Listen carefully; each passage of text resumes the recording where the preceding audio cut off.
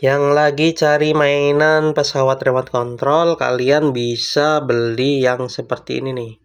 Ini terbuat dari bahan yang ringan dan awet jika sering nabrak ya. Karena bahannya terbuat dari gabus. Nah, ini ujungnya juga terbuat dari karet, jadi dia nabrak-nabrak juga aman. Nah, ini remote-nya seperti ini. Pesawat ini memiliki dua baling-baling ya. Nanti kalau patah ada gantinya nih, suku cadangnya. Dan terdapat casan. Dia baterainya juga bisa beli dua ya.